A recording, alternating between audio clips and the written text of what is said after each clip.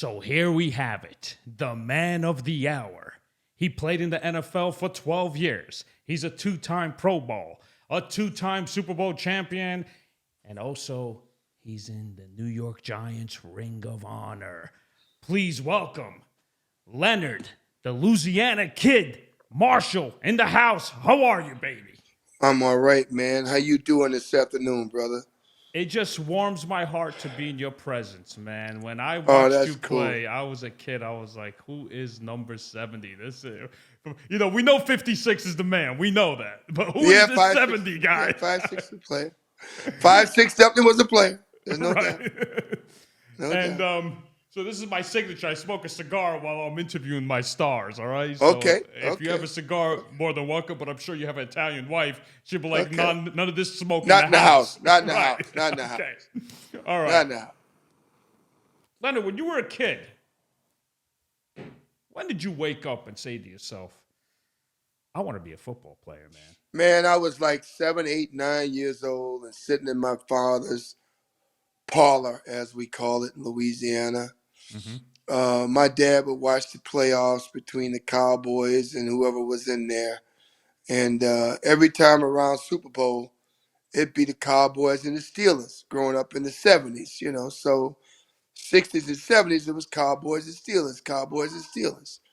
So my dad was a huge Cowboy fan.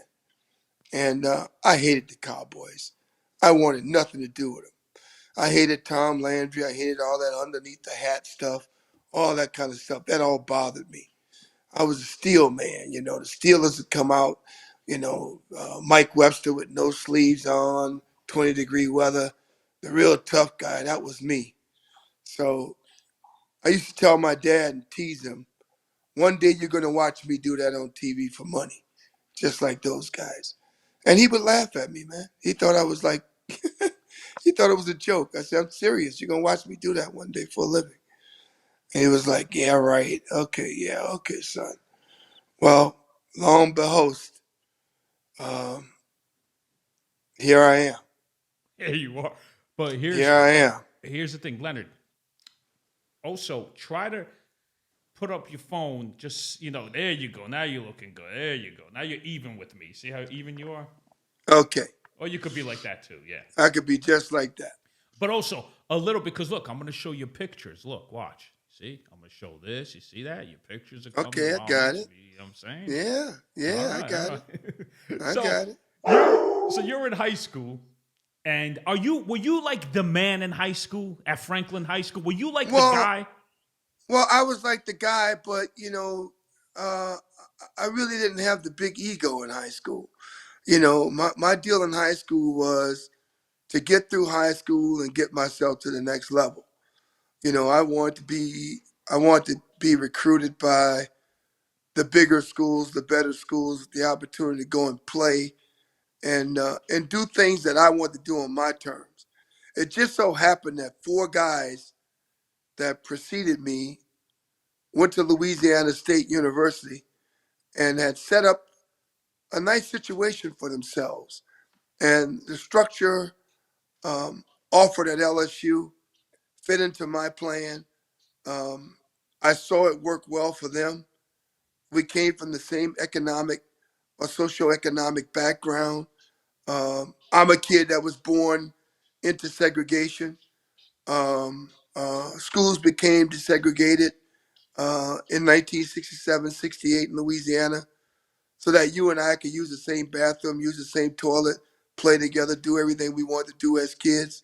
So I was fortunate enough to be born into that. And that's what led me to want to look at a school like LSU and Alabama, a Notre Dame, a Texas A&M, um, um, schools like that, so that my dad could possibly one day watch me play college football. So I was fortunate enough to be able to take advantage of that because of that situation. However, I didn't consider myself the man in Franklin High. I just did my thing and uh, moved through high school as any other kid would.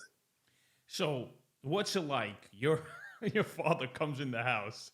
He sees Bear Bryant. He sees the LSU coach. he sees all these head coaches coming to your house, and he's like, "Man, I just told him that football is a whatever sport. I'm not a fan of it." And next thing you know, he's got studs in the house. Right, right. So the craziest thing was I had all three of these guys in my mother's house at the same time. I had uh, Bear Bryant, I had Barry Switzer, Lucius Selman, Hmm. and um, and Charlie McClendon all in my house at the same time. In the meantime, Len LeBlanc from LSU, who was the defensive line coach and the guy recruiting me, he was like, well, we can't let Big Leonard leave out and go out of state. We can't do that.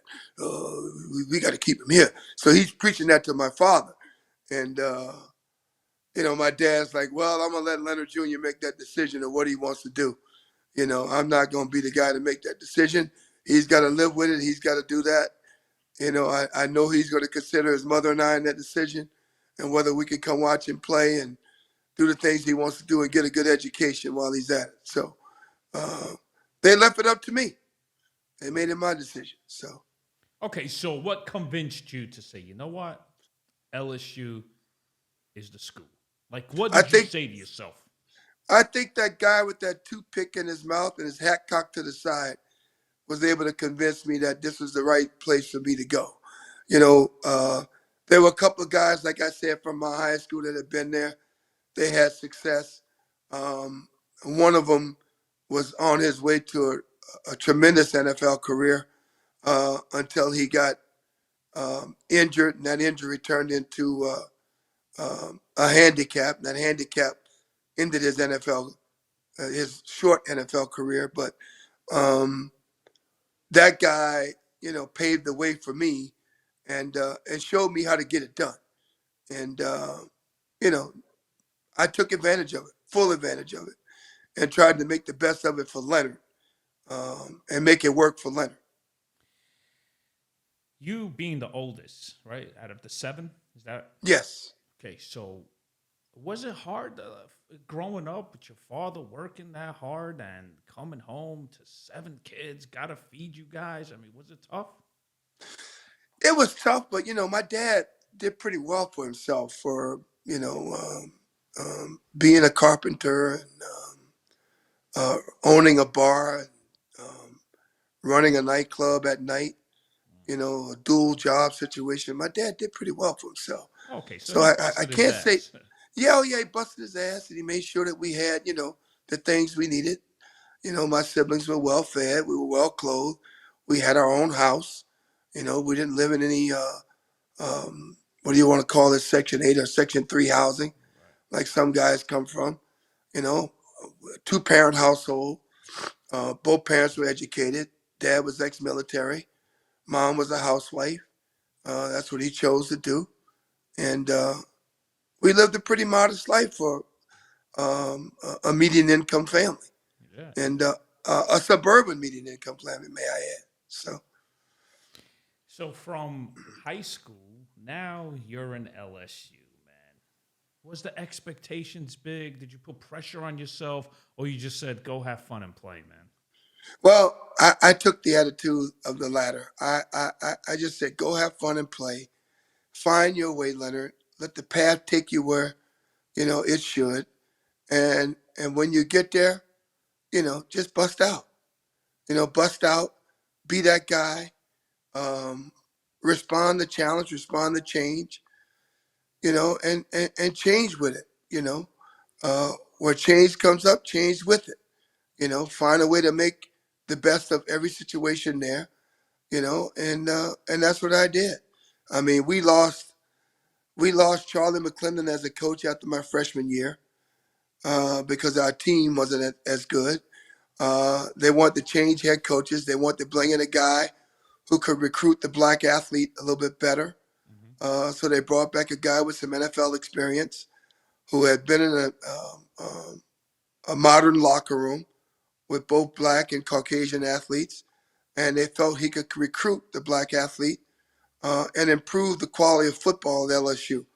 Well, they hired Jerry Stovall after Bo Ryan was deceased in a plane crash, and he came in, cleaned up everything, brought in coaches, that could really teach the game of football.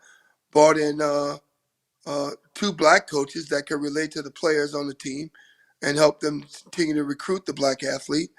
And we improved as a football team. We got better every season. I think our best season was my senior season. Um, our sophomore season was okay. Our freshman season was amazing because it was Charlie McClendon. And our junior year, we took it on the chin because we were a team that was trying to figure out who we were going to be and what our identity was. So, but my 4 years at LSU were great. The players I played with and finished with in 1982, I'm as close, if not closer to them today as I was when we were in school together. So my years at LSU were phenomenal. I could imagine. You know, when I watch LSU games, that's one college football stadium I never experienced. And I said to myself, does it say Death Valley when you enter right on top?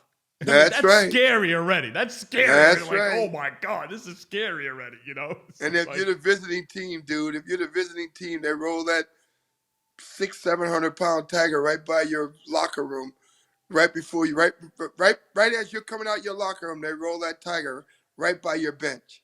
So you have to deal with that tiger growling at you as soon as you come out. Oh my so God. Picture you're a 17, 18-year-old kid and you're walking out to that.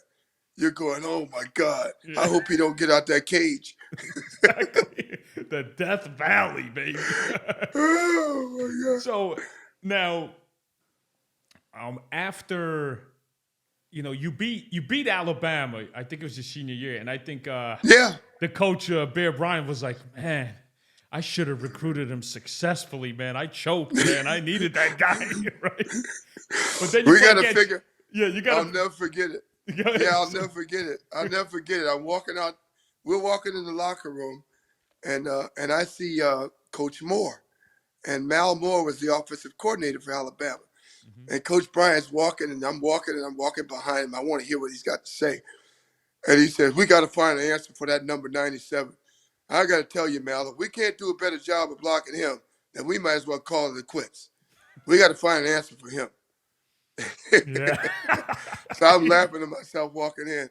And my coach, Pete Jenkins, who is now still coaching at LSU at 84 years old, he's taking it all in because I'm bringing it to him that day. And I'm bringing it to him, bringing the pain to him, brother. Yeah. Here's Jenkins and you right here. Look, a recent picture. Yeah, that's my man. I love him. Love him to death. So then you lost to Tom Osborne's team to Nebraska, right? Was that your final game, your senior year? Man, that was the toughest loss I faced as an LSU Tiger. Because I thought my team in 82 was the best football team that I had been on. We had the number 1 ranked defense in the country for 7 weeks. We went into Florida, the 3rd game of the season, and we beat the University of Florida, the number 3 ranked team in the country, right behind USC that season. We beat them in their place 27-3, and it wasn't even as close as the score is. I mean, we really literally knocked the pants off of their football team defensively. We put 2 quarterbacks out the game. We had 9 TFLs in the game, tackles for losses. We showed the country that we were the number 1 ranked defense in the country, and we want to be recognized for it. But he just beat you by 1 point, man. What happened? Well, I think that, you know, it was a matter of when we went into Nebraska, we knew they were a good football team. We knew they were a highly ranked offense. They knew we were a highly ranked defense. I just think we didn't play a sound football game. I mean, I think the kicking game got away from us in the game. We muffed the punt in the 4th quarter, 3rd or 4th quarter, that they turned into points. And when you play a good football team like that, you're a really good defense and you're not a great offense, and you have a hard time scoring offensively, you can't give points away. You got to take points from people. And we held them to a high-powered offense like that to what? I think we lost 21-20. Yeah, 21-20, based off of a shank punt. And it just so happened that the punter in that game became the starting pitcher in the Yankee rotation in 1989, a kid by the name of Clay Parker, who I thought Never would have had a career as a baseball player. Wow. Thought he would have had a career as a football player, but then I guess after that game in Nebraska, everybody said, "Oh, let's scratch that guy." So that's what happened to old Clay. Now, your position at LSU, what was your position? I was a D tackle DN, so I played the game. I played in the right hand stance most of the game because my coach he knew I was quick off the ball, and he wanted to give me that first step.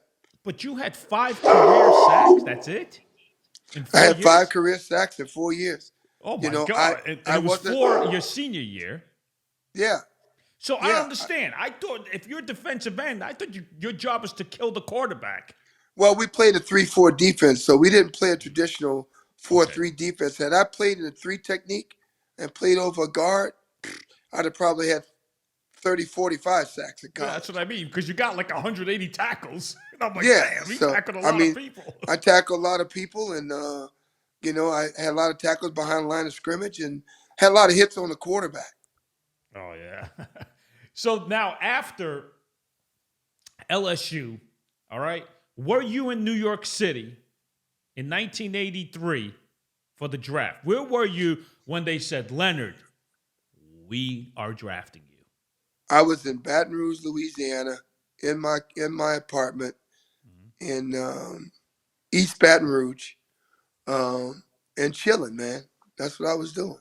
How I come, was how chilling. come you didn't go to New York City? I mean, how does it work when it comes to the draft? Well, my agent didn't think I need to be there. Um, we got wind that there was going to be a 6 quarterback draft, so that literally threw me out the first round, as the projections would have it, and I was pretty upset about it because I had looked. There were 3 teams that had called me in the first round, and I thought that they would actually take a shot at me. Unfortunately, those quarterbacks, Todd Blackledge, Ken O'Brien, and Tony Eason came up, which pushed me down to being the 4th defensive lineman in the entire NFL draft, which forced me into the second round. Teams were looking for quarterbacks in '83.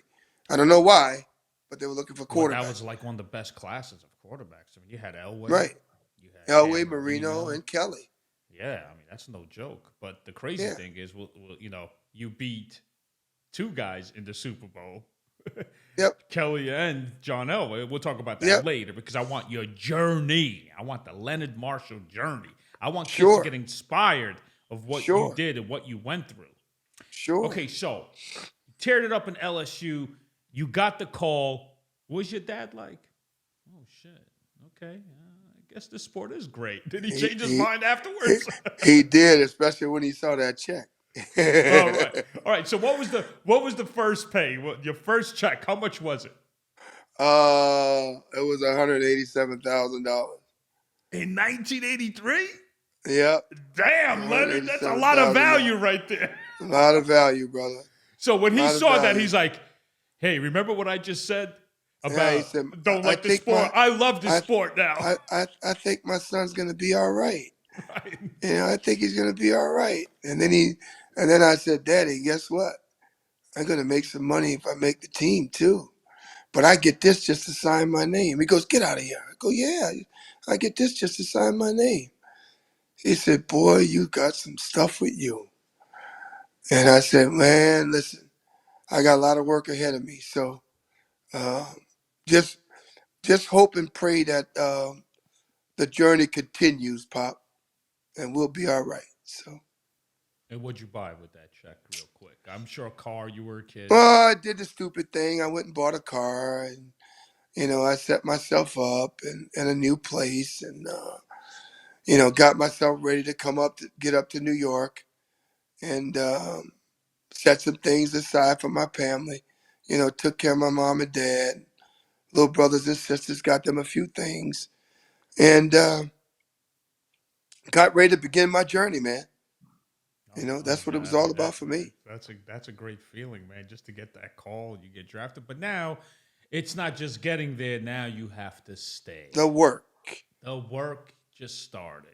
the Now you work got to takes work place harder now, right? harder. Now, so you get to the facility. Anybody looking at you like, what the hell they draft this guy for? I mean, anybody like teasing Oh, you, of course, of right? course. I mean, they got rid of Gary Jeter.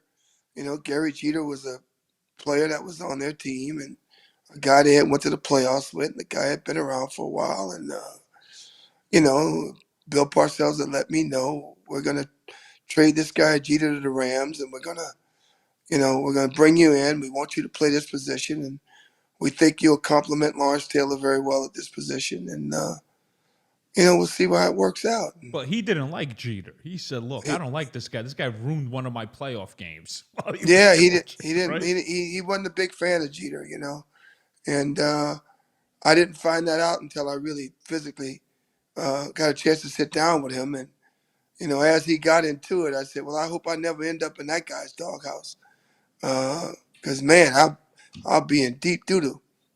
Oh yeah. Now with Parcell, so in '83, was he still the assistant coach? Was he the defensive coach in He was '83? the head football coach in '83. So, but in '83 was his first as the head coach. '83 was his first year as the head coach. Okay. So '82 and They on below, he was like the defensive coach, right? Correct. He was Lawrence and Harry's position coach, Okay. All right. So your rookie year, he was the head guy then. So that's the great. head guy.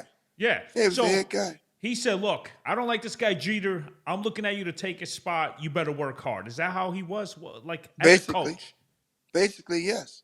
That's basically how he worded it, and everything was predicated on getting Leonard Marshall to be the best football player he could possibly be in the grand scheme of things in their defense, and how I fit into the puzzle of playing alongside Harry Carson and Lawrence Taylor. I'm looking at that defensive line, that front seven. I could honestly say I could compare you guys to the '85 Bears, the defense. I think we were better because we played a college 3-4. We didn't trick you. We didn't Right. scheme you. We didn't do anything.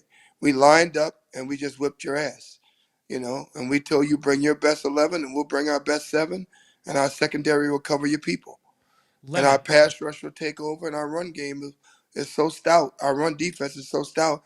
We didn't give up 100 yards to a running back in 4 years that I was with the Giants? wow, that's interesting. That's Holy interesting. shit.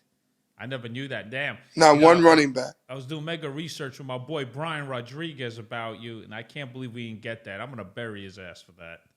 That's all right. No, I'm just teasing All right, so all right, so now you're in, you made the team. They like you a lot. What's the number one thing Parcells like really put in your brain that to this day you still take that advice? You still remember those words? I want a tough guy. I want a tough guy. I want a guy that'll play stout at the point of attack. I want a guy that'll fit in the grand scheme of things of what I want to do here as a player. I want you to be a menace to society. And I'm going to do everything in my power to push you to be that player. And as long as you buy into it, I'm going to give you everything you need to become that player. So my rookie season, we hire a guy who was the strength and conditioning coach from LSU. It was my guy. His name was Johnny Parker. And he said, I'm going to bring this guy Parker in for an interview. And if I bring this guy in, I need you to do one thing for me. I need you to be his biggest supporter, no matter what. He said, Bill, you got that.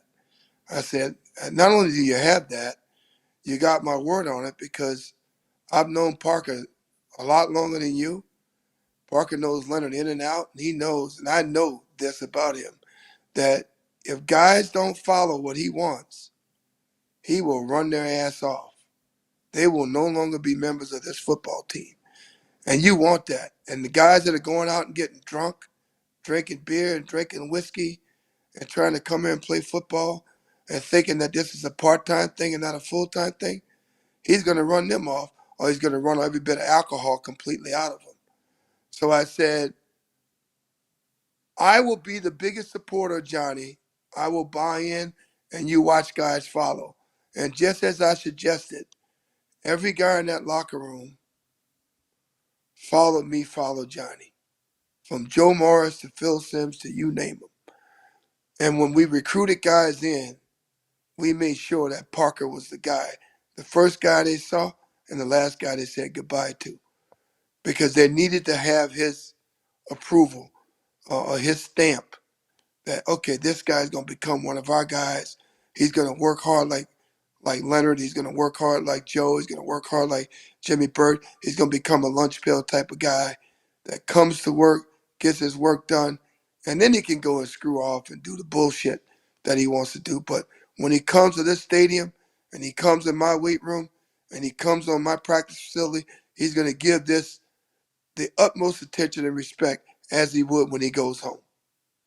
And that's what he demanded, and that's what guys gave him. Now, Leonard, is this him right here? This picture I just That's posted? him right there. Okay. That's him right there. Right now, he's not doing very well, and I'm really concerned about him because he's at a nursing home, but that's my guy. Right. So now, you were like, your first year, you were a little heavy, right? So yeah, I was heavy my first year. Second year, he came in because Parcells wanted him. And all of a sudden, from 25% body fat, you're to 16% body fat. Correct. Now, what was the program? Like, did he make you more calisthenics? I mean, I know the weights are involved, but was it more like burning a lot of fat? What was it like? Would you guys? It was burning a lot of fat from a lot of work. You know, it was we incorporated a new way of training, more of a European style training, and there was a lot of physical conditioning. There was work with tires, work with sleds, work with ropes, work with plyometrics, work with foot speed, work with hand speed, work with hand-eye coordination. I took a little bit of martial arts my first 2 off seasons here. I took jiu-jitsu and I took Shotokan. I got on a diet with a dietitian. That dietitian followed me for 10 years as a giant, Dr. Merle Best. Other guys followed me with Dr. Best. A lot went into this. The best thing that happened to me was having a guy like Ronnie Barnes, who's probably the best trainer in professional football, and just so happens to work for New York Giants and is in the Ring of Honor with me. Ronnie Barnes deserves more credit than people think because of his ability to keep players on the field, in tune to the game, and as healthy as they could be while they're performing at the highest level. You know, Leonard, but you were hungry back then. You wanted to stay in the league, right? Have you ever experienced, Absolutely. Have you ever experienced other players like slacking, coming in like, I'm not working that hard? Well, you get that, you know. Unfortunately, Ed, you get that, you know. But that's the common bullshit that happens when you get into the stagnancy of, you know, young players coming in and not understanding to whom much is given, much is expected. So if they're paying you a lot, they're expecting a lot from your ass. So, and if you can't give it to them, they're going to find somebody to give it to them. And they're going to pay him the money, and they're going to send your ass home. And so I got that right away. That's the one thing that did click for Leonard. I got that right away. I watched several guys get drafted in the first, second, third round. And next thing you know, it's aisle or window, brother. You know, what seat do you want? You know, because they're on the plane going home. Because they just, in the NFL, they're just renting you. And if you're not representing, you're gone. You're gone. You're gone. See you later. We got no time to waste. There's no sensitive feelings, none of that bullshit. No feelings, none of that bullshit. You're here to help us win. And if you can't, we're going to find somebody to help us win. Exactly. Now, and every year, I told Bill, Bill, you could bring in King Kong. Unless that son bitch can play in a 3-point stance and 2-gap like Leonard and rush a quarterback like me, you'll be sending a lot of them motherfuckers home. And that's what it was, too. I love it. Yeah. That's my style of play. That's what it was, too. All right, so your second year, you are like trimmed. You are ripped. You're ready to go, right? But here's the thing. When you came to New York, right? You're from the country, Louisiana, right? Right. So it's like when you came to New York, when you looking like this, holy shit, look at all these buildings. Look at all these people. Well, the beauty of it is I had an uncle up here. My uncle was up here. My uncle's still alive. He's up here today. My uncle's 85 years old. He's the one that lived in Harlem, right? That's right. My brother's brother. So he introduced you to New York City. This is what it's like. Man. He grew me to this, man. He told me, he said, boy, you're going to love this. He goes, because if you get your thing on up here, you not only you're going to love it, you're going to get paid. You're going to be able to see this city the way you want to, and it's going to love you back. New York loves its athletes. I mean, look at Willis Reed, look at Earl Monroe, Yeah. look at Walt Frazier, look at Dave DeBuscher, look at all these guys who play basketball here. Rory Sparrow, um, Patrick Ewing, all these guys, all these you can become an icon like that. Your days And of guess Don what? Mattingly, the Yankees, right? Yeah, man. Dave Winfield, who happens to be a Mhm. friend. You could be like them guys. And so I kept saying, damn, I want to be on one of them billboards one day. Well, guess what? I made it on one of them billboards one day. And I said, oh, look at that. He said, damn, that's my nephew. Wow. Look at that. So, that is what intrigued me about this place. You can become who you want to become as long as you work hard, brother. Yeah, yeah. But As long as you work hard. after the years that you like, when you played in New York for a little in the beginning, and then when you go to these different cities on the road, you're like, I thank the Lord for playing for the New York Giants, Oh, right? are you Right? kidding? Compared to Are other you kidding? cities. I am as close to the folks in the Giant organization today as I was when I played. Probably a bit closer because, you know, the respect that they have, not only for what I did as a player, but for the work I've done in the community, for how I've carried myself outside the game of football. And excuse me, what I've done for a lot of young people, children, professionally, academically, at Seton Hall University and Fairleigh Dickinson, um, and what I do now at Rockefeller Capital. Um, it's a beautiful thing. It's a beautiful Oh, thing. it's very beautiful. Now, let me ask you Yeah, this, right? So, like, go.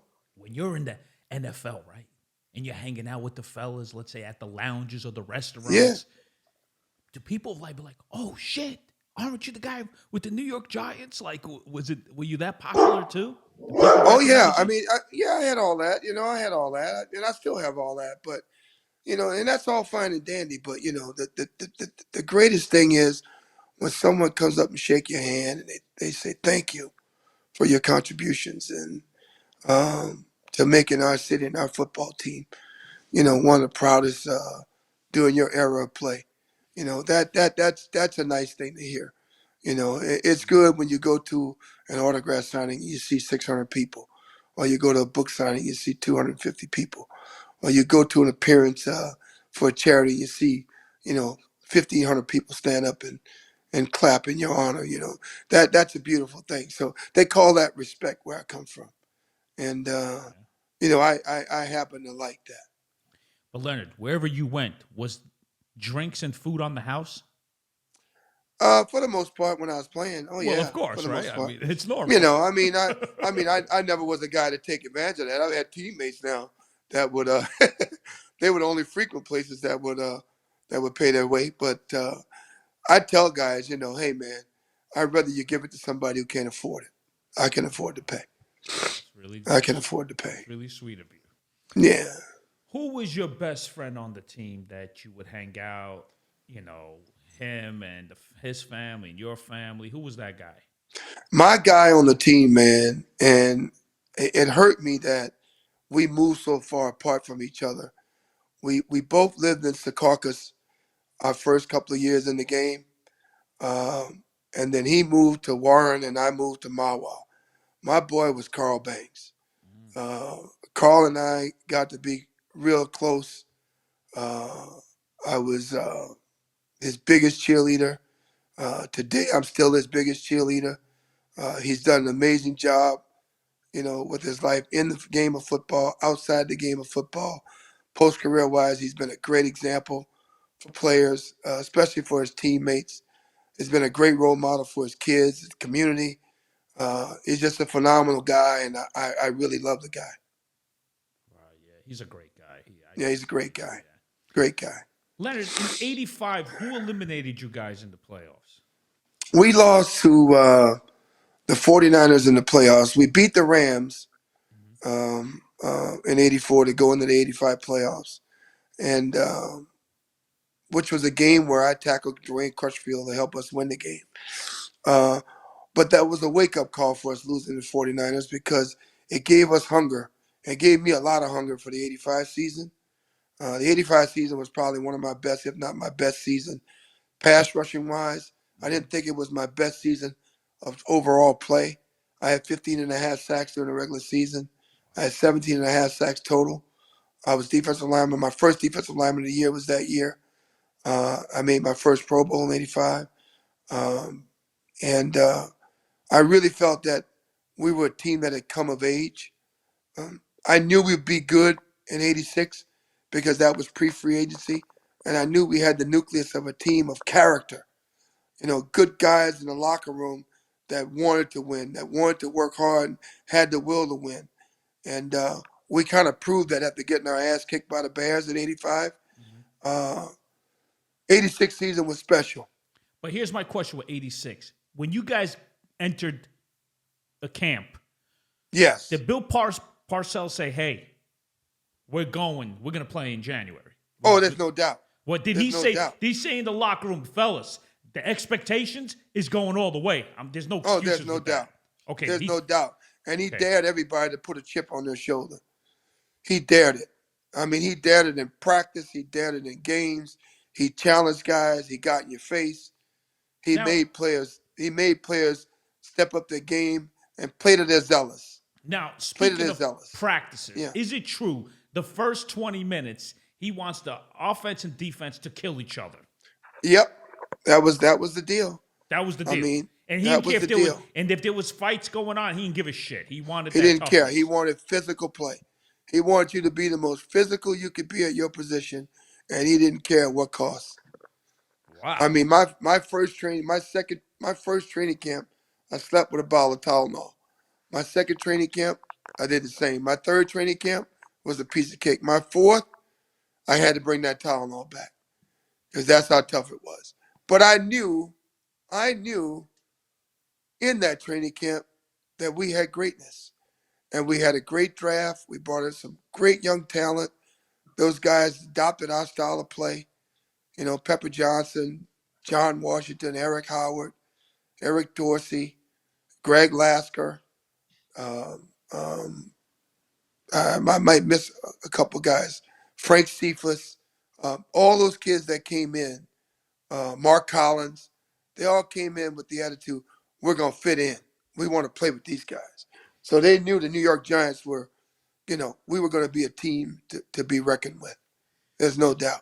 Now, you guys made the Super Bowl in '86. Hell yeah. And Pasadena destroyed John Elway and his team. My question is, where did you guys party afterwards? At the hotel. At the hotel. All right. Now, I want you to be deep on this, right? Because I always ask my championship ball players, where was the party? How much was the bill, if you can remember? What time did you get home the next day? I remember all that. All right. Okay. So did you guys continue partying in New York? That's what I want to know. When you finished. Well, they did. They did. I didn't because I was going to my second Pro Bowl. So that was the year that you went straight from the Super Bowl to the Pro Bowl. So I was going to my second Pro Bowl that time. So I didn't party. Okay. So, but afterwards, when you guys won the Super Bowl, did you guys party in New York too when you came back from Pasadena? I did. When I came back from Hawaii, I did. I mean, I got with some of the guys, and we all got together and had a bunch of fun with each other and laughed it up, chopped it up, talked about that time. And then we were scared because we knew the next season that a strike was imminent, and a collective bargaining agreement was going to come up. So we were trying to enjoy the moment, have a good time, but yet that was always in the back of our minds. So when you guys, when you get that rock, that New York Giants, that ring, right? Yeah. It's like, holy shit, man. All that hard work, all that, now you're hungry for another one, right? Now you're thinking, okay, well, we got to do it again, man. We pretty much got the same crew back, right? Was that the mindset? Sure. That was it. I mean, we were hoping to be able to come back and do that again. We had the nucleus of a strong team, a strong running game, a great pass rushing defense. I was, again, defensive lineman of the year in the NFL. Lawrence and I had 32 and a half quarterback sacks between us. I had 3 sacks in that Super Bowl, 2.5 sacks in the Super Bowl of John Elway. That was the first for a New York Giant player. Yeah, it was a big deal for us, man. And Because you know then we what? get the I'm sorry to interrupt, but I think that team, the 86 and up in the late 80s, you guys could have been a destiny team, man. They could have we been dynasty team, man. we could have. We Right? could have. I felt that team could have won 4 Super Bowls. Yeah, That's what I felt. exactly. Yeah. I mean, I felt like the '89 team was just as good as the '86 team. The '90 team, we showed you that. The '91 team was just as good as the '90 team. '88, 88 was a crazy year. I don't remember much about 1988. Plus, I got hurt in '88. I broke my wrist in a game against St. Louis. But '87 was a disruption to us. And the one thing I'm proud of that of any team in the league that we won our Super Bowls. We didn't need a strike season. You know, like the Redskins won 2 Super Bowls. '82, there was a strike, they won a Super Right. Bowl. '87, there's a strike, they won a Super Bowl. They cheated in '87 and had a bunch of their regulars cross the picket line and play against scabs, and they picked up games and won games that got them in position to win the division. So that obviously going to give you a chance to win the championship. So, um, but I always felt we flat out got what we deserved, and we worked for it and we earned it. Let me ask you this. Bill Belichick, right? Yeah. Now, I feel like he's the type of coach, he's very detailed. That's what I'm feeling right now. I feel like he's very detailed. Like, give me an example of him being so detailed. When you look at tape, what does he tell you? Leonard, look for this, look for that. What is he teaching you while you're watching tape? Okay. So the spread offense was perfected by most of the West Coast teams. So Elway, the 49ers, all those guys were all clones of Bill Walsh. It was an offense that was put in by Dan Reeves and implemented by Mike Shanahan and people like that. And so when we played teams like our division, we knew that two of the two of the 4 teams we're going to play in our division, they're going to run the same style offense. The other 2, they're going to throw a few variations of it, but you're going to see pretty much the same thing week in and week out. So those teams were the Washington Redskins and the Dallas Cowboys. The Dallas Cowboys ran a flex defense and a funky offense. They ran 1 back sets, 2 back sets. Sometimes they ran 3 back sets. Sometimes they ran sets with no backs and 4 wide receivers. And the back that would be in the game would be a pass receiving back. So we kind of got used to seeing that kind of stuff. Um, the greatest challenge when we played the Denver Broncos and we played Elway, they had those guys. They had the what I want to call it, the 3 amigos or whatever you want to call it. They had Mark Jackson, Mark. They had the 3 Marks or but they had these 3 receivers that they had. And I believe they all named were Mark. One of them I think was Vance Johnson. Anyway, we were so in tune to what they were doing offensively with formations, personnel in the game, everything else that it was like when you look over to Bill Belichick giving the signals, it was like you were watching a Star Wars movie because everything he did with his hand and his movement was signaling what was happening on the field. And it was a signal to the line, the linebackers, and the secondary as to what to do based on the defense that was called. So uh, he was very much attention to detail. Probably one of the brightest minds in football I've ever met. I used to tell people when I left him or when we departed player coach that there's going to become a time in his career where he'll be recognized as one of the greatest, if not the greatest football coach in the history of pro football. I mean, the guy has won 7 Super Bowls. Need I say more? Um, he has shown you who he really is. Listen, you win one, that's great. You win 2, that's like, oh my God. You win 7, you're like above God. Yeah. You know what I Genius mean? IQ. Yeah. And genius IQ, bud. Ed, genius IQ, man. But like, okay, so give me an example. When he would say, "Hey, Leonard, watch out for this? Like, give me an example of this plays that were like, hey, Leonard, watch out for this. And he'll be like, oh, shit, he's right. And then you line up a little differently and see something. Where was the situation when he would say, hey, Leonard, I see Montana doing this, or I see the guard doing this, or whatever? Like, what did you'd be like, oh, shit, he's on point. Wow, he's right. Okay, so like we do film review Uh-huh. before we go to practice. So we look at a game and we look at what they're doing offensively. And he'd run 15 plays in a room with the whole defense. And he'd say, okay, here's what we're going to do in this situation. When they run this play, sprint 34, Leonard, or sprint 35, Leonard, it's directly point of attack. They want to go running back over tackle. They want to attack the 5 hole. 5 holes between you and Lawrence. So I need you to stuff the point of attack. Keep your free up your inside shoulder. We need you to take Bubba and put him in the gap and make the running back cut the ball back to you in the 3 hole and not the 5.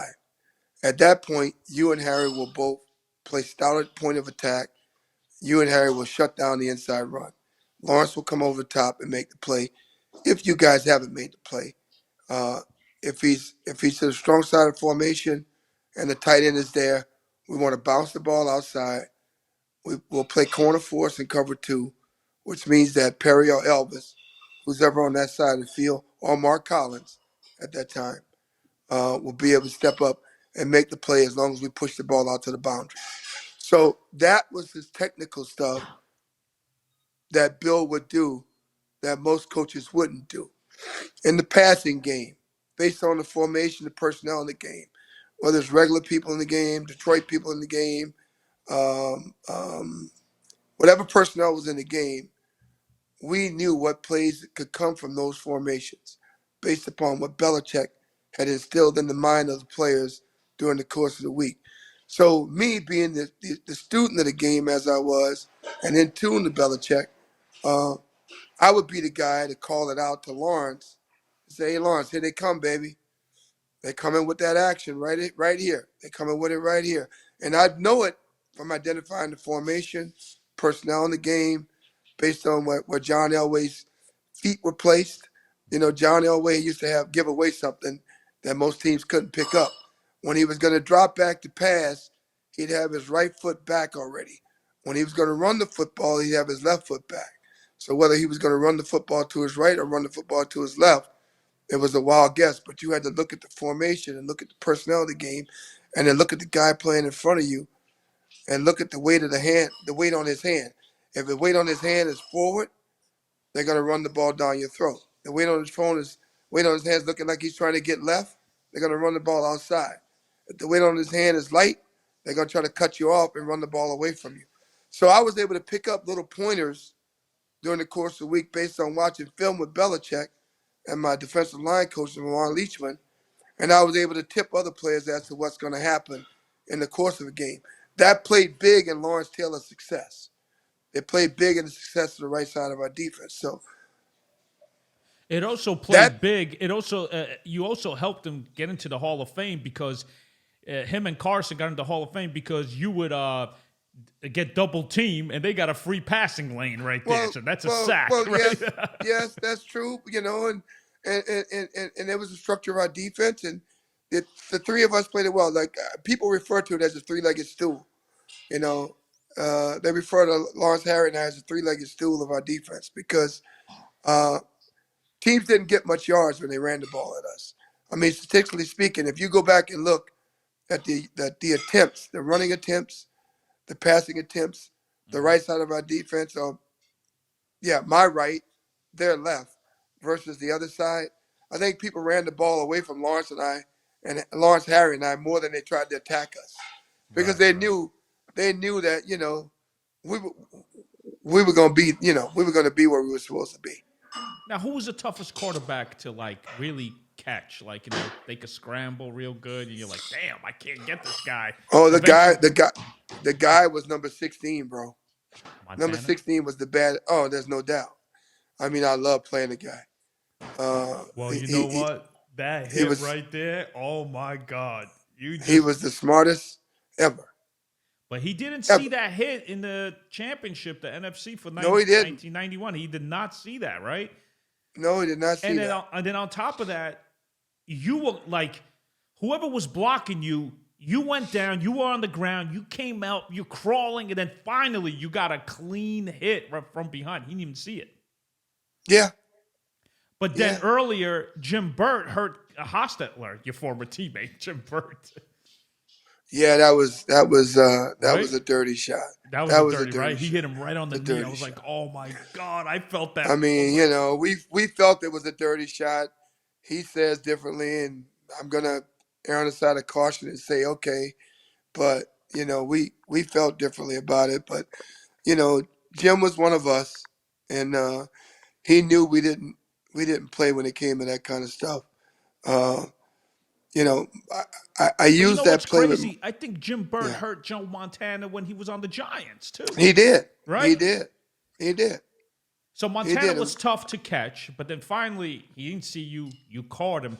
But I'll tell you one thing, Leonard, if you didn't hit him and he was still in the game, I think they would have eliminated you guys. Oh, there's no doubt. Right? I mean, if you go back and look at the play, Mm-hmm. when I leave my feet to go get him, he had extended his left hand to tell Jerry Rice to keep running because he was going to heave that ball down the field. And the next thing I know, I put my helmet between his shoulder pads and I said, "Lights out, Nyreen, baby. You're going to feel this one." And guess what? And He felt it for 2 that years. was it. That was it. So, but yeah, great player, great football team, much respect, much love for him. Probably the greatest quarterback I played in my career. I played the great. I mean, people talk about Tom, and I know Tom had a great career and did a lot for the league and, did a lot for players. But I felt that Joe was the best I'd ever worked against. Yeah, he was tough, man. He was Quick, tough. fast, smart. Quick, fast, smart. Knew what to do with the ball. Knew the offense like it's the back of his hand, and knew how to and where to deliver the ball every time he backed up out But the huddle. Leonard, correct me if I'm wrong. If you have great receivers, you could be an average quarterback and be good if you have great receivers. Well, yes no? and no. Okay. Yes and no. You gotta have a great line. You gotta have a great offensive line, and because 1.6 seconds, you could be on your butt. I mean that's what we're trained to do. Defensive linemen are trained to get there in 1.6 seconds. So I could tell you the game was a lot quicker and faster when I played. Yeah. Um, Oh yeah. Oh yeah. a lot quicker and faster, and guys, you know, guys could run. Guys could run. So Which running back gave you a hard time? Was it Roger Craig? Was it Barry Sanders? Was it Bo Jackson? Was it Christian Okoye? Or did they, Bo Jackson was tough. Walter Payton was tough. Barry Sanders was tough. They all were talented, man. I take nothing away from any of those guys. Emmitt Smith was tough. Emmitt Smith didn't allow you to get a hit on him. Someone taught him how to turn his pads when he stepped into the hole, and you tried to get a hit on him. He was very good at that. You couldn't get a direct contact on him, but there were some really good players, man. I played with some really good guys. oh yeah, you played against legends. Yeah, really good Leonard, guys. when someone causes a fumble, right, and all you guys are in that pile, are you guys like hitting each other's ribs too, like trying to get that ball? Like, are you trying to hurt the person so he can let go of the ball? What happens in that Guys pile? are doing everything. Guys are doing everything they can, man. Okay, so I'm not a pervert, but do they like I'm not grab your gonna- balls too and shit? No, I'm not going to mention the name, but I had one guy on the team. One guy used to tell me, he used to grab, if there was fat on the other guy, I'm going to grab all the fat I can grab and just pull it. And hope that So I can you make guys it are bleed. cheating inside there, right? Oh, Because yeah, the hell refs yeah. can't see Why it. not? Yeah, you can't see it. So So why are you not? like grabbing the guy by the balls and shit and all that stuff? Oh, yeah, jacking them in their ribs, whatever you can do. I don't think you could get away with it right now, right? Can you? Yeah, no, you couldn't get away with it No, now. no way. No. I mean, I All think right. I'd be in prison. I think I'd be in prison for some of the plays that I had. Well, I'll tell you one thing. The hit that you did to Joe Montana, you would be fined Yep. $1 million right Yep. now if it was $1 in today's million. game. $1 million $1 at million. least, right? And probably Yep. kicked out for the whole season. There's no doubt. No doubt. But when you guys were playing, you guys are going helmet to helmet. You guys are killing each other, huh? It was bad, man. Woo! It was bad. Oh my It was God! bad. All right, It so was now bad. the NFC Championship. I heard the next step is Tampa for the Super Bowl. I heard that in Tampa they already had signs. Welcome San Francisco to the Super Bowl. They had everything for San Francisco, not for you guys. They're like, God, the Giants are not gonna. Is that true? That's true. So they were thinking the Giants are definitely not going to beat the 49ers. The 49ers are going to the Super Bowl. They had their whole headquarters set up at the hotel already. What? Oh, yeah. And then on top of that, Bill Parcells, before the game, tells you guys, hey, I packed up my bag for 2 weeks. We better fucking win this game. He said, I packed for 2 weeks. He goes, I want to see what you guys pack for. I'll see you tomorrow. I'll see you tomorrow. So he was you see, little things like that, Leonard, is what makes a great coach. It's like those one sentence. And then you guys mentally like, yo. Put it in the back of your head. I don't want to waste this game too. We gotta beat the 49ers. Right? Yeah. All right, so now back in. You guys get to the big stage, and holy shit, what a game. Leonard, I want to know, right before Norwood's kick, I'm sure there's a timeout. You guys are on the sideline. What did Bill Belichick tell you guys before that kick, the moment before? What did he tell you? Do you remember any of that shit? Some of it. I mean, we talked about being that team that day. We talked about holding them to a certain amount of points. We talked about Thurman Thomas, having 180 yards rushing, but not letting Jim Kelly have the deep ball.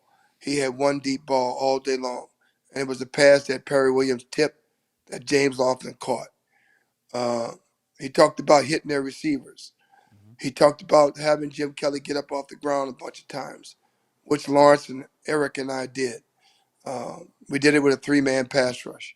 I had the only sack in the Super Bowl of Jim Kelly. Sack in the third quarter and knocked him out of field goal range and forced him to punt. They shanked the punt. We took the ball down and we scored. So it gave me a lot of pride and a lot of honor and everything at the end of that game that the decision came down to them either making the kick or missing the kick. And we knew going into it that Scott Norwood had not hit a kick over 48 yards during the course of a season on grass because of Bill Belichick. Yep, Bill. Because of Bill Belichick. Yeah, well, Bill Belichick told you guys, hey, he's 3 for 7 on the grass with 40 yards or more. So I'm telling you, he's gonna miss, right? And that was and see, that's what I'm talking about. That kind of shit right there is what great coaches do and what great players hold on to in the course of a game. And we were those guys, okay? We were those type of guys. So then he misses, and boy, oh boy. And also, you told your dad, if he misses, I'll buy you a car.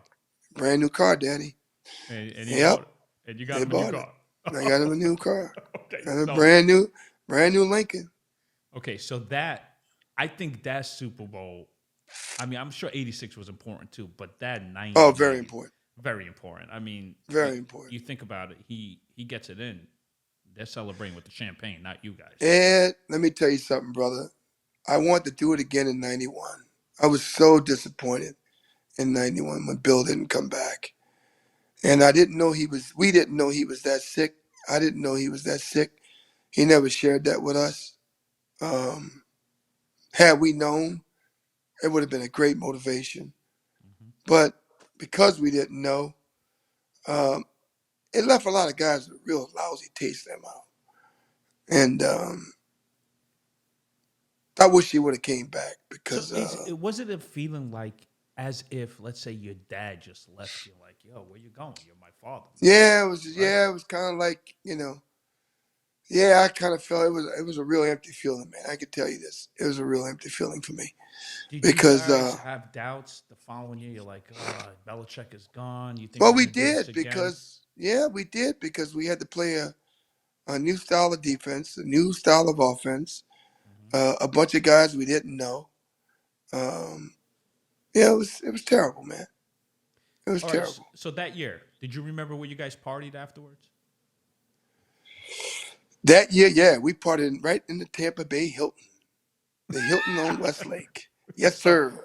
now, was it Yes, packed? Was a lot sir. of people trying to get in and party with you guys? Me and my boy Hickey Mo hooked Hmm. it up. We had the whole sixth floor in the hotel, and it was on, brother. Oh, it was on, huh? It was on. Yes, okay, sir. so so in Tampa you guys partied, but when you came back to New York, did you go to like the China Club, any of those clubs? I forget what we did back in New York because let me see if I can remember what I did after the game.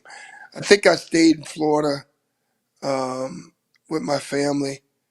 We went to Disney, did some things like that, uh, and I went to my place in Florida because I had a house in Florida at that time. So Hmm. yeah, Okay, that's what we so did.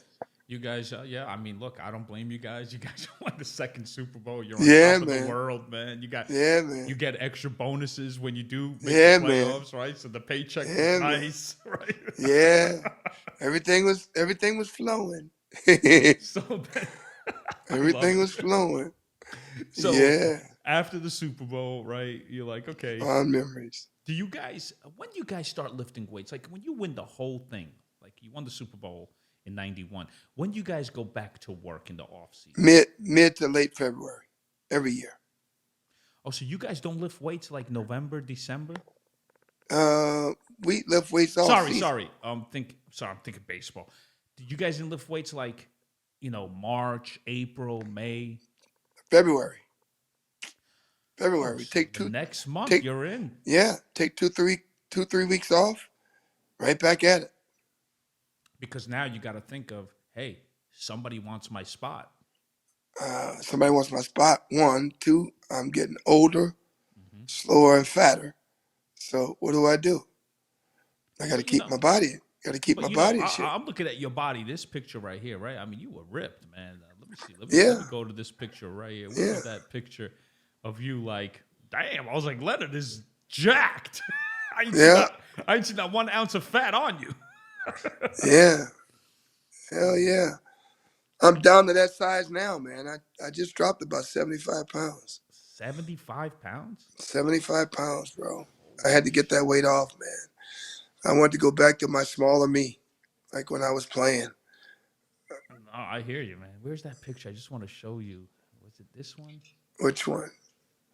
Oh yeah, look at you right Yeah, there. there you go. There you Holy go. Yeah. shit. That's 86. Yeah.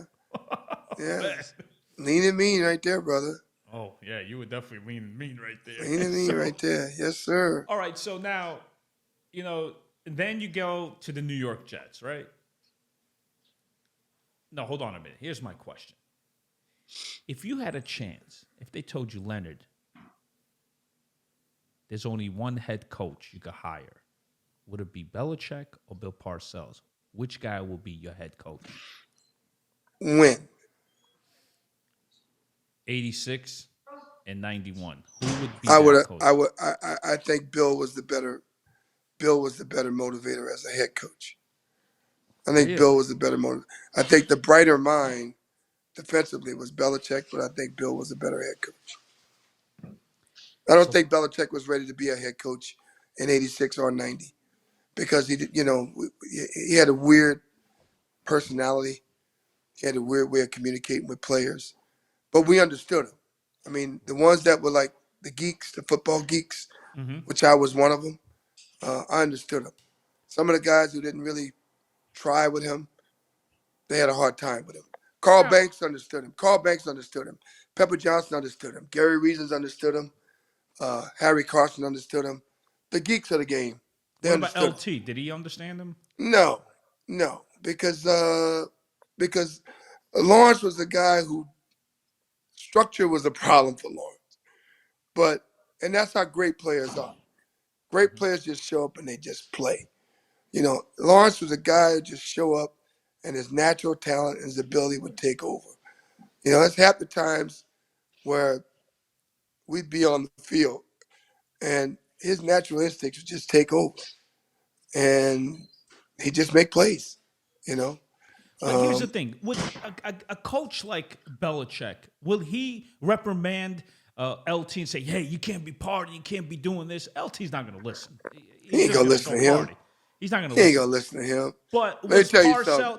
Parcell tell Belichick, "Listen, leave him the fuck alone. Let him do whatever he wants. He's responsible on the field. That's all I care about." Basically, Right? basically, yes. He almost had to. I mean, Lawrence would fall asleep in a meeting, and Bill would try to chastise him, and the next thing you know, uh, Belichick would try to chastise him. The next thing you know, Parcells will intervene. So And Parcell will that'd be the end. defend him all the time, right? Yeah, that'd be the end of that. So Right. But is it true too that I heard in this book, LT's book, that Belichick says, "Hey guys, if you're late to a Monday morning meeting for video, for watching tape, it's $1,000 fine." And I heard LT came up, wrote a check of $16,000. Hey, I will be late every Monday. Here it is. you might be right on that. I don't know. I think he said that in his book, man. I'm telling you. You might be right. You might be But right. Goddamn. did you ever have Monday morning meetings and LT's all like this, sleeping? Oh yeah. Yeah, Oh right. yeah. Oh yeah. And it bothered Belichick like crazy, right? Oh yeah. Oh yeah. Oh yeah. Now he was his locker was right next to yours, right? Right next to mine. Yep. And When you walk to the stadium, it's Harry, Lawrence, and then me. And I wanted it that way. now, were you tight with LT like you were tight with Oh yeah. Carl Banks? Oh yeah. I mean, Lawrence and I were very cool, especially my rookie year. My sophomore year, my junior year. Lawrence and I had, listen, I love the guy to death. Love him to death today, like a brother, would do anything for him. If he called me and asked me for something, there'd be no questions asked. Just asked and answered. Um, he's my man.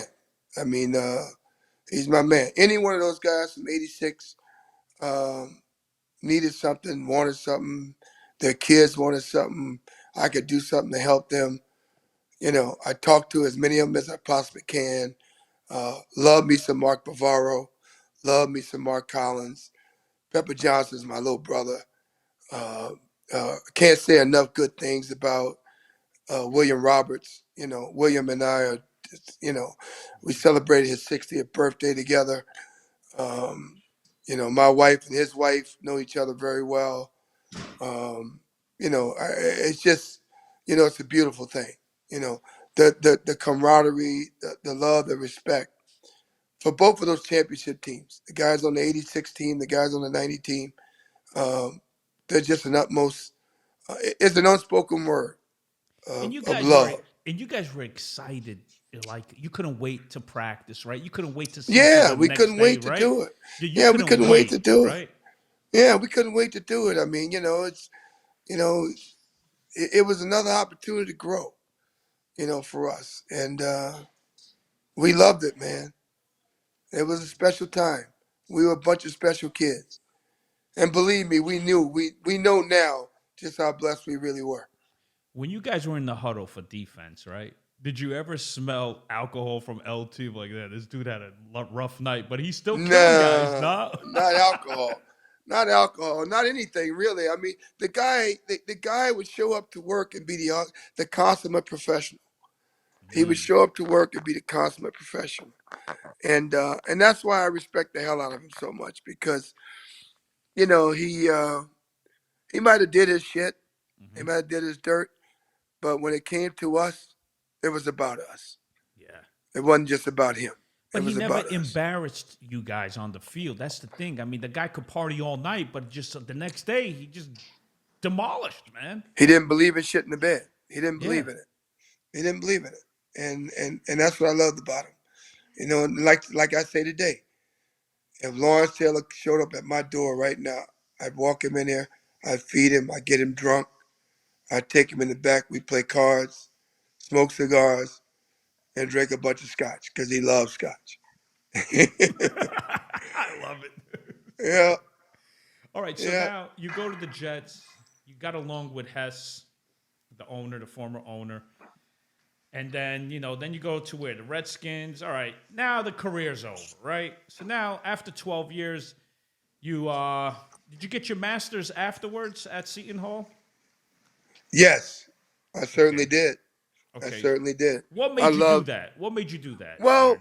I got my undergrad degree at Fairleigh, and I wanted to continue the journey. And so, while teaching in the Stillman School of Business, I got prodded, and folks want me to continue my education. So, I started working on my certification in management, and everything else just kind of fell into place. So, Seton Hall became the new Fairleigh.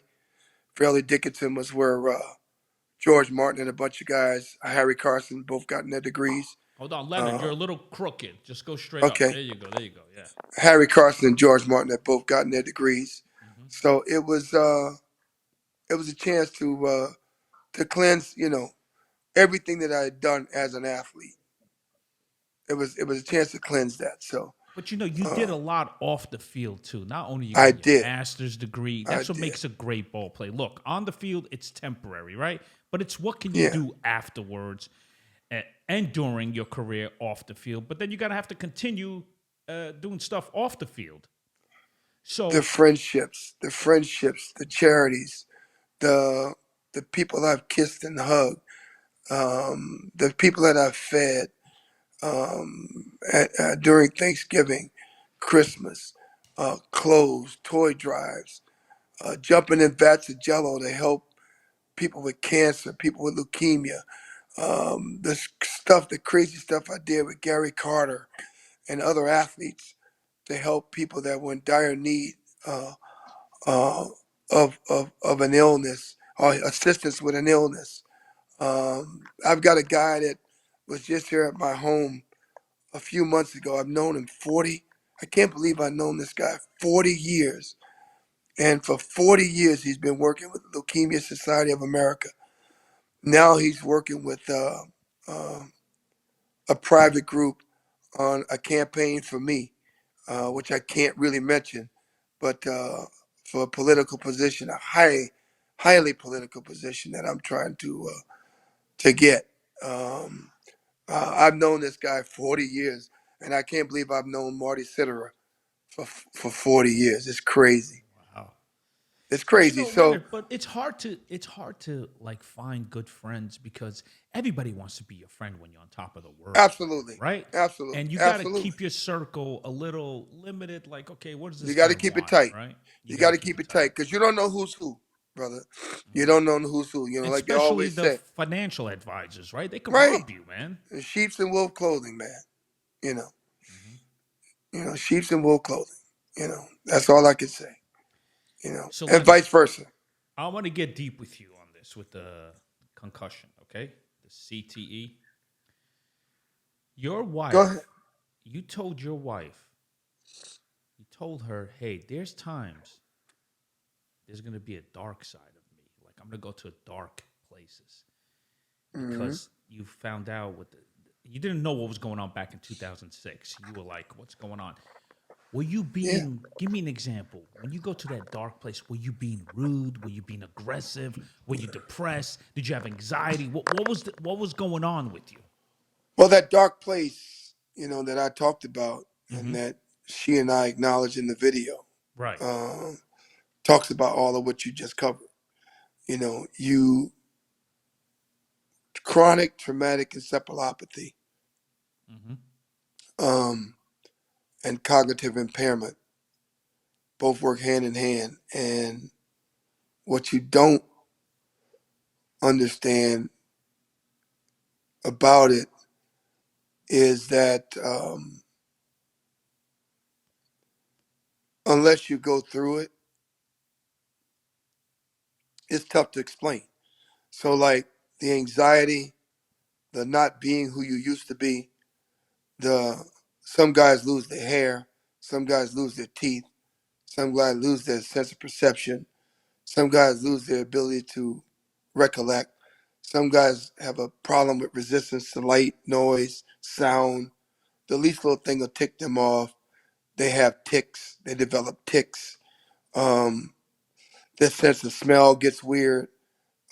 There's all kinds of things associated with TBI. So my main thing with Lisa, and when I was trying to explain to her that there's going to be some times that things are going to be dark, or they're going to appear crazy, was that I didn't want her to get scared because I'm twice her size, Right. and I didn't want her to ever fear me. Um, fear me. That's not what I want. Love me is what I need, Right. but fear me is not what I want. So to understand that is to not only be taught and talked about, but thoroughly explained and then explained by technicians, people who deal with this. So I introduced that to her, and I think that's the best thing I could have done. The calmest thing I could have done was my 100-pound friend over here, who she's tangling with right now, my dog Tasso, my black English lab, Oh my God! because First of all, I got a picture of that lab, and I yeah, love a black lab because I used to have one. yeah, This guy right here, right? yeah. So that guy right there is, and it just so happens he has that toy in his mouth right now, playing with his mother. Okay. But that he's probably the common denominator in all this because he brings us both back to reality. Hey, listen, having a black English lab, especially because I love their face. It's thicker than the American Yeah, kind, right? yeah, It's oh so yeah. cute. But you And know he's what's funny. crazy? He's funny. My guy is funny as hell Oh, too. is he? But you know what's Oh, when he crazy? wants attention and love, he knows what to do. Oh, okay. I think he's human. I don't think he's a dog. I The think he's dogs are human. like 95% human, man. Yeah, The actions speak. yeah. Like he's looking at me right now. Are you Oh yeah. talking about me, Daddy? Yeah. How Are old you is he talking now? about me? He's 3, going Well, on 50. at least this black lab didn't make you want to kill people like the Yeah, Summer of go get it. Sam. Yeah, right, You know, right, the David Berkowitz right, serial killer, right. right? David He said Berkowitz, a right. black lab told me to Right, look. kill people. Where is this Say guy? hi. Say hi, Taz. Yeah, he's something else, boy. Oh, I love that Look, dog. Oh my go god. get it, Taz. Yeah, he jumps on me all the time. But let me ask you this: when you say dark, like, was it like? Excuse my language, but were you being a dick? Were you being like, "Fuck you" or "Don't talk to No, me"? yeah, No. no, it's not so much that. You just you go to a quiet space because you know that something rude or something obnoxious is going to come out of your mouth, and you don't want that. Hmm. You don't want that. It's like the But then, quiet storm. You don't yeah, want but that. then your wife said, when we found CBD, my life was back. Yeah, Tell me that. Talk to me about that. yeah. Well, because the endocannabinoid system is controlled by cannabidiol, Hmm.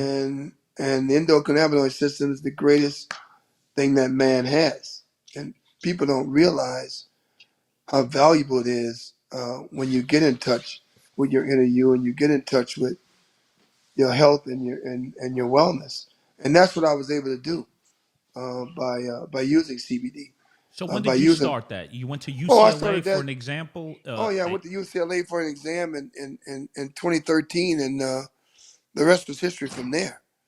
I've been involved in the CBD business and using the product for the last 10 years, and you know the various use of cannabis products, for that matter, and they work. They and work. literally, you feel great now after I taking feel CBD. amazing. I feel amazing. I just lost 76 pounds. I went from 23% body fat to 13% body fat. It took me 11 months to do it. I inject testosterone twice a week. I use a bunch of supplements to take care of myself. I'm about to put myself through stem cell therapy because I want to reverse type 2 diabetes. So I'm using everything I got in my arsenal to live in the best of health, to give myself the maximum life and time on this planet. I'm fighting Father Time, brother. Just like most guys my age, I'm 62. I feel great. I'm up every morning at 6 a.m. Hmm. I'm in bed every night at 9:30, 10 o'clock. I don't drink much alcohol anymore. Um, my A1C is between 4.7 and 5.1. Wow. I'm living the dream, brother. So let me ask you this: if you didn't find CBD, where do you think you would be now? I don't know. That's just the crazy part. I don't know. Holy I, shit! I, I know one thing. I wouldn't have committed suicide. I know that. You I, wanted I, to, I or know you? that. Well, you No, did you? I wouldn't. But did you I would have never. thoughts back then? No, I've never had No. thoughts like that. Okay. No, that's a coward move, bro.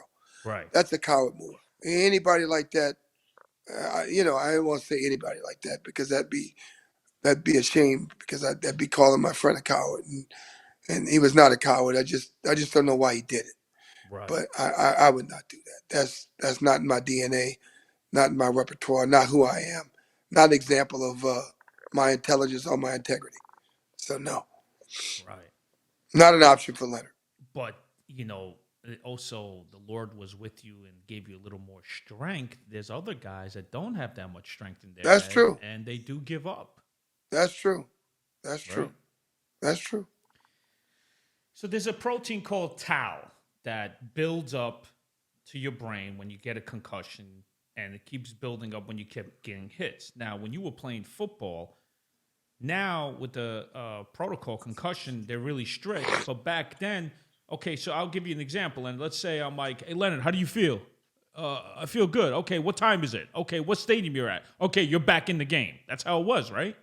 No, No? they pop the smelling salts by your nose. And that's They it. ask you, they ask you a bunch of questions. Are you okay? Yeah. How many fingers I got up? Okay. All right. You're free to go back in the game. You know, it's not like that now. No. It's not like that now. So there's a wake up call. So, and that wake up call should be to the players just as much as it is to the coaches. That players are human for coaches, and for players, it's a game. If you can't play, you can't play. It's a game. Okay, we And remember understand. that. We understand football is not a contact sport; it's a collision sport. It's a collision sport. Every play, there's an accident, right? And Yeah, then there's boom, 300 boom, pound men hitting right? 300-pound men, or 280-pound men hitting 280-pound men with enough thrust and force behind it that someone can get hurt. And like I used to tell guys when we played, and Carl Banks will tell you this if you ever interview him one day. When hit properly, the body will bend or break. That's for sure. Right. Because That's for sure. our bodies are not made to be like that, right? No. I mean, the average career in the NFL is 2.5 to 3.5 years. That's it. The That's right, fact that you brother. played more than 10, whew, a lot of A collisions decade. going A on, right? decade in a Giants uniform. Isn't that crazy? 10 years. The big blue uniform, huh? Look at you. Yeah. Tell Greatest me, years of my life, man. right? I mean, it's like, I tell people, you know how hard it is to get there, but not just to get there, Yeah. to stay, to have a To stay career, and be one of the best at it and to be one of the best at it. for a Yes. long period of time. Leonard, what do you think is the most important position in football besides the quarterback? Who's the next important position? Defensive lineman. But you You know what? got You you know got what? some badass defensive linemen that can rush the quarterback, that can play the run game stout. That people say to me all the time, you know, you LT Michael Strahan, you guys are great. This that, and I said, yeah, I said statistically, go back and look at what we did. Go back and look at what we did, and then go back and look at the scheme of defense that we played. They're much different. Lawrence and I played in a 3-4 defense. Combined as athletes, we had over 230 quarterback sacks together. We had I gotta believe this, and I'm not 100% accurate, but I gotta believe that between Lawrence and I, we had over 1,600 tackles combined between us. I know I had over 780 tackles in my career. Um, I know I had 83 and a half sacks, and that's not counting playoffs and Super Bowls. Um, the collisions, the collisions with the likes of, and I could sit here and name 7 tackles I played against, was some of the most impactful moments of my life. Playing Joe Jacoby and Russ Grimm and Mark May and the Washington Redskins, Jeff Bostic, playing Jackie Slater and the Los Angeles Rams offense, playing the Buffalo Bills offense, playing the Dallas Cowboys offense, playing the Denver Broncos offense, playing Anthony Munoz and the Bengals offense, playing the Chicago Bear offense and my buddy Jimbo Covert. All these guys will tell you the same thing, that the respect, the love, the adoration for not only the game, but its players still remains the same as if we were still playing. And I go up to these guys and I shake their hand as men, gladiators of the game, true warriors, and I thank them. And I say to them, man, I hope you're well. We all got through this shit and we had a damn good time doing it. And we made a little chunk of change while we're doing it. So be happy for what we got. Be happy for what we got. You know what I mean? Yeah. That's the beauty of it. Well, I mean, look how many people could say that I played in the NFL for 12 years. How many people could say I won 2 Super Bowls? How many people could say I was one of the top, defensive ends in the league? And which I'm surprised that you're not in the Hall of Fame, because I look at Howie Long's stats and Leroy Selman. I'm like, pretty much the same thing as Leonard. How come he's same, right? Man. That's right. That's the same thing I keep asking myself. Yeah. I want to know who else I got to kiss, I guess. I got to go kiss the ring, Eddie. I got to go kiss the ring, Eddie. That's I mean, you got 2 rings. Shit. How can you not, like what you 2 did? 2 rings, 3 Pro Bowls, 4 All-Madden teams, 4 times, 3 times, 4 times All NFL. I did all that shit. What else do I need to do? Maybe kiss the ring. I got to go kiss the ring. Kiss the ring. Make out with it, more like it. Yeah. So, Leonard, also, but when you were a professor, right? All the kids were like, I want to sign up for his class. I want to sign up for his class. Even the people that didn't major in athletic administration, is that what it was that you... I taught business administration and Mortgage 101. I also served as an executive in residence at Seton Hall University for 6 years. So, like, what kids from... let's say they were biology major, they would still take your class if they were a football fan. But like, I remember him. Hell yeah, I want to take his class. The kids that I taught were kids in the MBA program that were coming through the Stillman School of Business. And there was some undergrad, but it was mostly adults and kids that were trying to get their MBA and some working on their doctorate. I'll let you go. It was a great interview. I really appreciate the fact that you came on. I want to thank Marvin Washington. Man. Thanks, man. Don't go anywhere. Let me just end it. I just need a couple favors and you're done, all right? Okay. All right, hold on. So this is Leonard Marshall. As you can see, his journey, his biography, the whole 9. All right, here we go. Hold on. Hi, this is Leonard Marshall, 2-time Super Bowl champion and 2022 Ring of Honor recipient of the New York Football Giants. Hey, I just want to say, when you get some time, check out my man, Eddie Mata. He got it going on, y'all. Beautiful.